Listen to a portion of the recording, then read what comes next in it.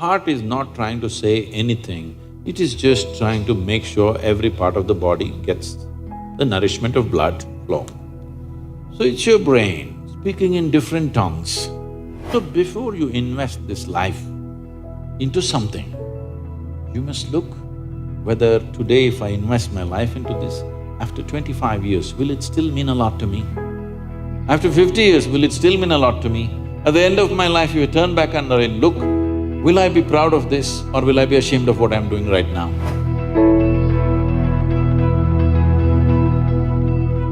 Namaskaram, Sadhguruji. The first question that I want to ask is actually related to me. I'm in the last year of engineering, so now there is a very big decision that I have to make now, and people have told me that if I take decisions from my heart, I'll be successful in life. So, but there lies a problem. The problem is that I don't know which thought is coming from my heart and which thought is coming from my brain. So how can I figure out which thought is from my heart and which is coming from my brain?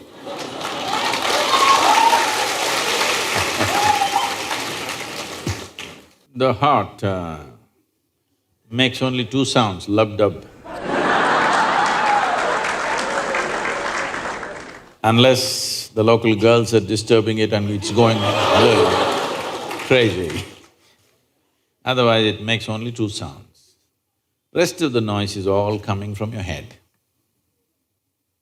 This idea that something comes from the heart, something comes from the brain is it's metaphoric, but unfortunately a whole lot of people are taking it literally.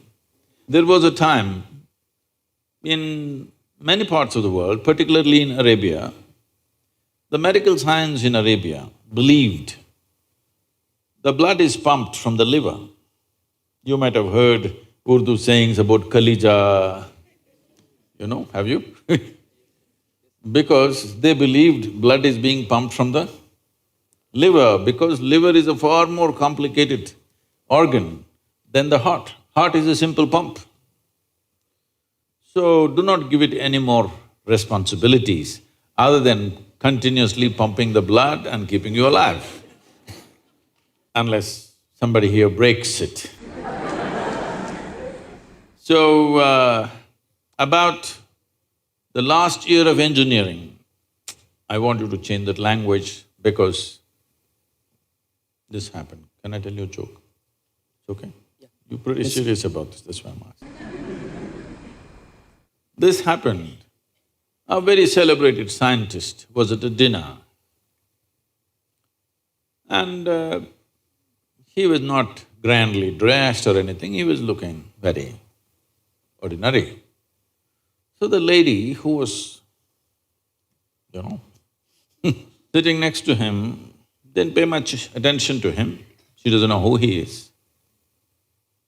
But after some time, just to be polite, to make some conversation, "May I know what do you do?"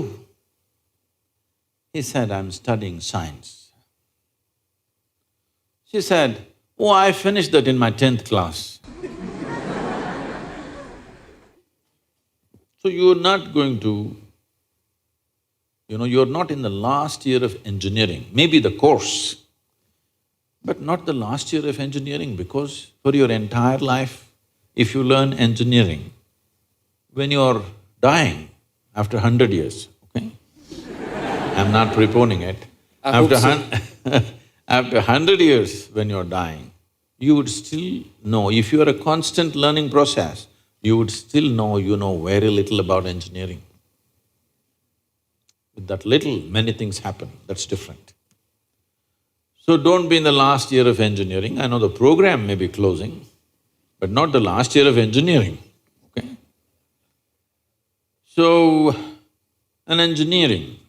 essentially engineering means to have things the way we want. Yes? When we say this building is well engineered, I'm not saying that. If we say this building is well engineered or an automobile is well engineered, what it means is it's functioning the way we want. Yes? Of all the pieces of engineering on this planet, of many pieces of engineering, a tree is a fantastic engineering, even a mountain is fantastic engineering, because it stood there for 1,000,000 years, that means it must be good engineering, isn't it? Yes? Something that stands there for 1,000,000 years must be well engineered. Of all this, the most sophisticated piece of engineering is human mechanism, isn't it so? Hello? Most sophisticated of all the pieces of engineering. Now, because it's a sophisticated piece of engineering, it needs a certain level of attention, otherwise you don't figure it. Now that we gave you such a highly, high-tech piece of engineering, I'm asking you, did you read the user's manual? I think there is no user manual for now.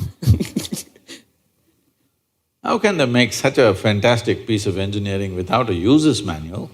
Maybe it doesn't come with a booklet attached to your neck when you were born. But indications must be there, isn't it, how to use it? Huh? Is it true somebody who's an athlete or a gymnast or someone else like that learns to use their body than a whole lot of other people? Yes? Obviously, at least one aspect of the physical engineering of the body, they seem to have read the user's manual about the physical aspects. Is it true certain people are able to use their mind better than others? Maybe they read another part of the user's manual. So, now with this heart manual and the brain manual, see, the problem is most people are prejudiced against the brain. This is a question that always comes to me, Sadhguru, I want to meditate but thoughts are coming. The common question everywhere. I ask them, see, I'll make you meditate. We will stop the liver, we'll stop the kidney, we'll stop the heart, we'll stop everything, okay? Oh, no, Sadhguru. So you want the liver to function when you're meditating, you want the kidneys to function, you want even the spleen to function, you want the heart to function, but you don't want your brain to function for some reason. This is simply because brain is a new equipment that you got in the evolutionary process. This level of cerebral development happened more recently compared to the other systems. If you cut open any mammal, they all have all these parts, isn't it? Every part that you have here, all of them have. Even if you open a frog, most of you, you're biology department. Even if you open a frog, almost everything that you have, he also has, isn't it? It is only… the big difference is only the cerebral development, which is a more recent happening. Because it's a more recent happening, most people have not figured how to handle it. So, user's manual is very important. You don't read a user's manual just before you discard the machine. You read it in the first few days, isn't it? Hello? If you buy a phone, do you want to read the user's manual in the first 3 days or after 3 years when you're throwing it away? First 3 days, isn't it? So, knowing how this functions is very important. Never did ever heart generate any thought or intention. Well, when you looked at the young girl, heart beat more, that doesn't mean it's saying anything, it's just trying to compensate for the other levels of excitement that's happening.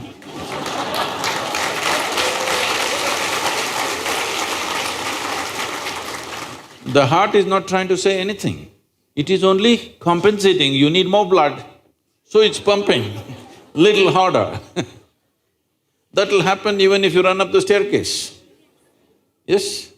What happens to you little panting when you fall in love also happens physiologically when you run up a staircase, yes or no? Fear also does that to a whole lot of people. So, heart is not trying to say anything, It is just trying to make sure every part of the body gets the nourishment of blood flow. So it's your brain speaking in different tongues. What's your native language? What's your mother tongue? Asmis. So, because when you know 2, 3 languages, sometimes it gets confused, sometimes it speaks in English, sometimes in Assamese, sometimes in something else. So you're thinking different people are speaking, heart is speaking, mind is speaking, no. There is thought and there is emotion.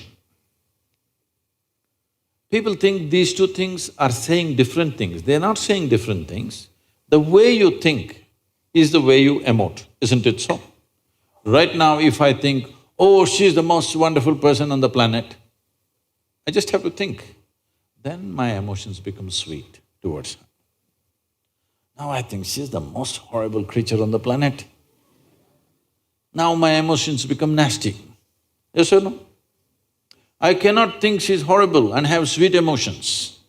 I cannot think she's wonderful and have nasty emotions, isn't it so? But today, I thought she's the most wonderful person and my sweetness was flowing.